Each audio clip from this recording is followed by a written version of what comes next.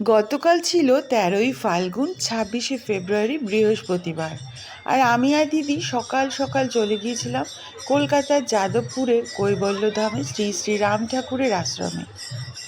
এখানেই অনুষ্ঠিত হচ্ছে শ্রী শ্রী ঠাকুরের জন্মতিথি উৎসব। আর সেই সঙ্গে নাম প্রদান করবেন আমাদের সপ্তম মহন্ত শ্রী শ্রী কালীপদ ভট্টাচার্য মহাশয়। তিনি আমাদের আজকে দীক্ষা দেবেন এবং আমি আর দিদিও সকাল সকাল তাই চলে গিয়েছিলাম দীক্ষা গ্রহণ করব বলে। আসলে দিদির দীক্ষা হয়নি, আমি খুব ছোট বয়সেই দীক্ষা গ্রহণ করেছিলাম মায়ের সঙ্গে। তখন আমার বয়স ৩ কি ৪, আমার ঠিক মনেও নেই। আমরা এখানে লাইনে দাঁড়িয়েছি, তবে আমার আজকে প্ল্যান হচ্ছে দিদি দীক্ষা গ্রহণ করবে, দিদি ঢুকে যাবে আর আমি বাইরে বসে থাকবো। সেই রকমই প্ল্যান ছিল, কিন্তু ঠাকুরের অসীম কৃপা যে অবশেষে আমিও ঢুকে গেলাম এবং পরে জানতে পারলাম অত শৈশব বয়সে দীক্ষা গ্রহণ করা কখনোই উচিত নয়।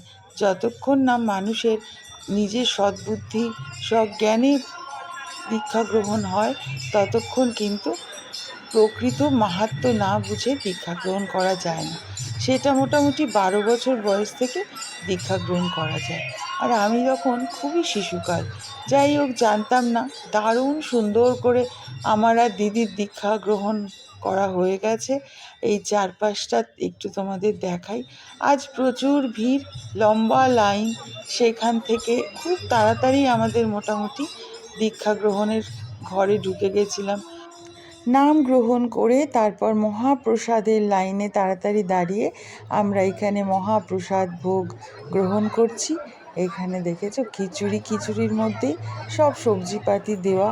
আমরা গরম গরম সেই মহাপ্রসাদ নিয়ে, চারপাশে আজকে প্রচুর ভিড়।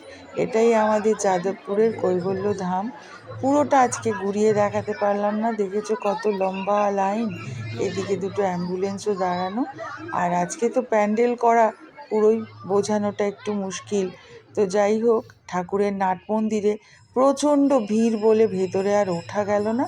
ওই ওপরে দেখতে পাচ্ছ স্ক্রিনের মধ্যে ঠাকুর, আর প্রচুর কীর্তন হচ্ছে।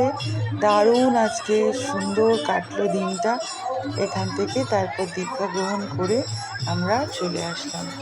গতকাল থেকেই এই উৎসব শুরু হয়েছে। সারা দিন রাত্রি এখানে এরকম উৎসব চলছে।